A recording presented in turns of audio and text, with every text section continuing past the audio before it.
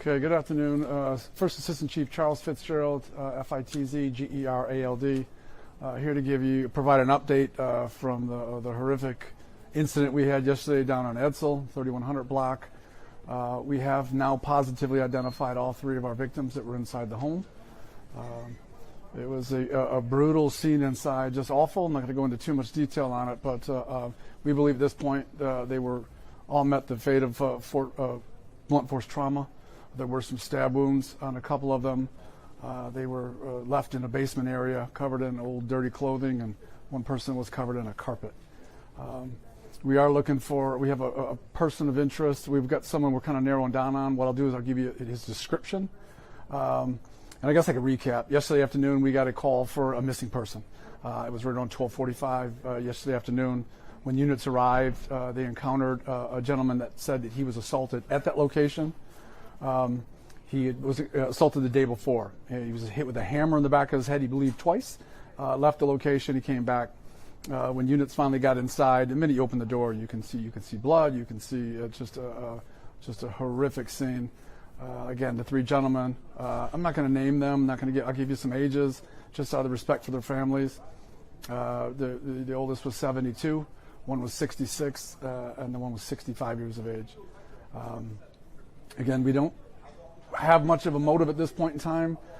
It's still kind of wide open, but we are looking for a lighter skinned black male, about 31 to 32 years old, 5'5" to 5'7", with dreadlocks.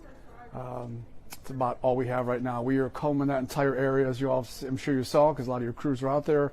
We were out there all night looking for any kind of evidence we can find, video assets, any kind of technology we can discover to help move this case along.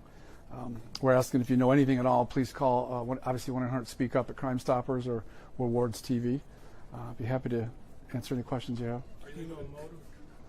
We don't at this point. All we do know is that the gentleman that lived at that location was free to open his house to a lot of folks. So, they come and go.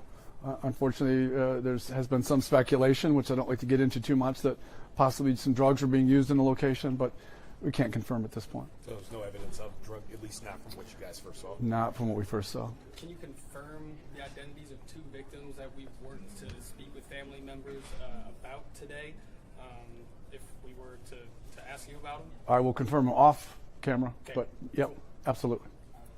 How long were they, like, the guy said he would attack yesterday. Correct. The day before, so like Tuesday, right? So do you have any idea how long these guys have been dead in the basement? Yeah, best indication it happened sometime Tuesday afternoon into early Wednesday morning.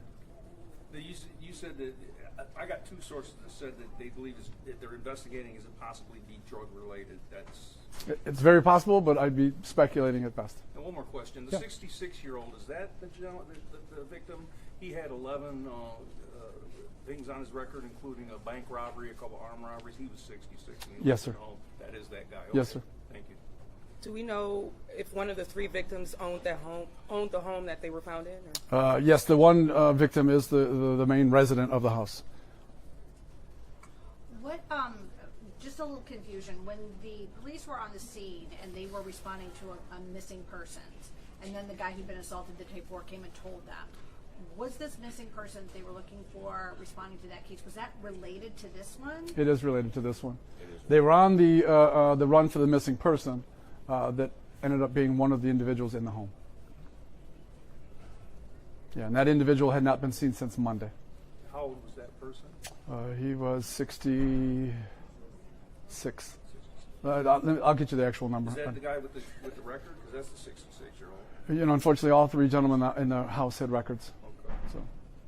So the 66-year-old was the man who lived there, correct? Yes, but let me clarify that for you. I'll get that information. Anything else? You said it was just blunt force trauma, but there were stab wounds on them. Yeah, there's definitely some cuts along some of the bodies that were inside. So once we get the full autopsy from the ME, we'll release a little bit more. But again, the big thing is we're looking for an individual, 5'5" to 5'7", dreadlocks, light complected, probably early 30s. Have you all been looking in the northwest Detroit area, 7 Mile, Edinburgh, Greenville area? As of like today at some point? No, I'm not aware of that. It's just an idea that could there be more people involved in this? Because just from the scope of it being three